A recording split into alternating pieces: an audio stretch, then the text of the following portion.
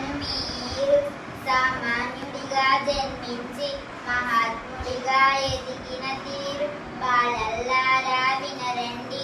గాంధీ చరిత్రను మీరు సామాన్యుడిగా జన్మించి మహాత్ముడిగా ఎదిగిన తీరు శ్రవణ కుమారుని కథనే చదివి స్ఫూర్తిని ఎంతో పొందారు.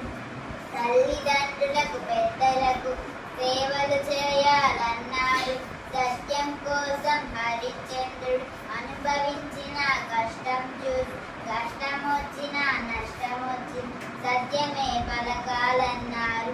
బాలల్లారా వినరండి.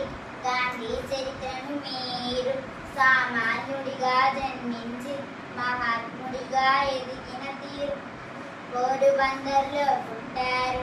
పోరుబాట చేపట్టారు. ఆశ్రమం ఒకటి స్థాపించారు. అంతర్యాస్తది అన్నారు. మోహన్ దాస్ కరమ్చంద్ మోహవేశాలు వదిలేసి అన్ని పనులు స్వయంగా చేసి ఆదర్శంగా నిలిచారు. బాలల్లారా వినరండి.